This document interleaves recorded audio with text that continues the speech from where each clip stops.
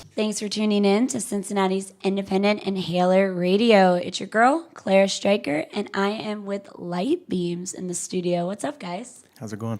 Good. How are you guys? Thanks for having us. Thank you for coming. Can I get a quick introduction? Just give me your guys' names. This is Justin. Hi, I'm Arthur. I'm Sam. All right. And you guys are from Washington, D.C. area, correct? Indeed. All right. Nice. So what, I guess, I know you guys have been playing music for a while, but how did this project come about? I was playing in a band with Sam that sort of fell apart. And one of the members of that band actually got very ill, and I started putting all these samples on a sampler because this person couldn't really play guitar anymore. I just wanted them to be able to press this thing. And then it turns out they couldn't play at all, so I started myself to just play this drum sampler thing with my hands. And Sam played drums, we needed a bass player, and Arthur was available, and here we are. Hey. That's awesome. I guess what influences your guys' sound? Because you guys got a interesting kind of cool sound with it. So what are your influences that go with that? Well, Sam's a hip-hop drummer, which is a big component, and I'll let him speak to that. All right. I was in the hip-hop band out of D.C. called the Cornell West Theory for about 15 years. Oh, wow. And so that's kind of my background. Okay. So I was bringing, I think, a different sensibility to Justin's sound, which I hadn't really veered into hip-hop too much over the years. So Yeah.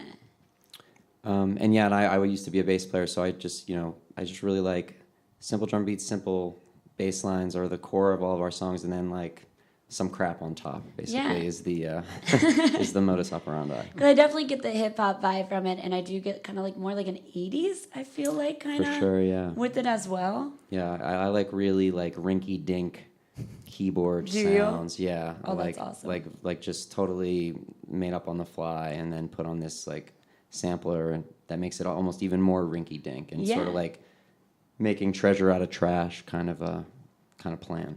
There you go. And I also saw, with influences, big into Sheila E. Yeah, for sure, because I play timbales in this band, and Sheila E. is not only an incredible performer, incredible percussionist, but she's one of the few models, there's got to be some others, but the main one that comes to mind, who's basically a front person, also playing percussion. So if you watch videos of her from the 80s, or even from today, she's playing timbales, and then throws sticks away and sings, and then she'll play the drums. So I think she's sort of an underappreciated figure. Obviously she's famous, she's Sheila E. I don't know if she's underappreciated, but at least in my community, people don't talk about her, and she's incredibly talented person. Her memoir is awesome. I'd recommend it to anybody. Okay. What's it called? Is it just I forget the name. I forget the name of it, but it's she only wrote one. But just look it up, Sheila E. Yeah. She's really an awesome, compelling person. Oh, that's awesome. And then also, I'm assuming PJ Harvey as well, since you have a track. Yeah. I just like the way PJ Harvey's. I think any musician who has a career for more than a year has to look at someone like PJ Harvey, who's had a 25-year career, and every phase is different. And sometimes she seems like she just throws away the past and moves on to new instruments, new technology, new approaches. And I just think that's important for anyone, not only in music, but really in life, to be able to do, to just be like, okay, we used to do that, now we're going to do this. Yeah. So I think it's really inspiring. Oh, that's totally. And with the album, so you guys just have the one that came out last year, so 2017. Got anything else in the works? Yeah, we just have this little tape on Don Giovanni and a split 7-inch with Escapism, Ian Spinonius' project. And right now we're just kind of assembling a full length, finishing it, getting annoyed with it, changing it, remixing stuff, and hopefully sometime next year we'll get it out in some form or fashion. Oh, that'd be awesome. Yeah. And anything else in the works you guys are working on, or just doing the tour for now? Yeah, pretty much. We're kind of a baby band, Yeah. even though we've been doing this for 3 years, so we just sort of need to get out in the world and Get the name. let the world punch us in the face a little bit and grow stronger and see how we, get in front of an audience and how our set comes together and just learn. It's like, let's learn about how we work. Oh, totally. I guess what else I have is if you could collaborate. Is there any collaborations you guys would like to do maybe for the next album or something like that? Or What do you guys think?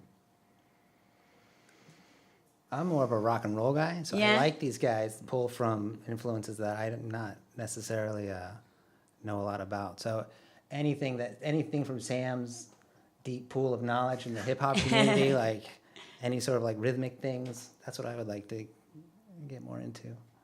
We have come up with, I think, some tracks that we end up not using that I think it might be interesting at some point to get like some MCs to do something over, Yeah. you know. Are And any, there's a any lot. of you in mind? Your old bandmates, some of them anyway. Yeah. Yeah. Rashad Dobbins from the Cornell West Theory definitely yeah. would be at the top of that list, who's just a friend of ours and I think would be, he's actually submitted a verse for, He did, yeah, so yeah. maybe Oh, that's that'll really see the cool. light of day someday, you know. Maybe Cool Keith is available. That'd be amazing. Yeah, we're all big, or two of us are big Cool Keith fans. Oh, really? Yeah. Oh, that's awesome. Definitely inspiring guy.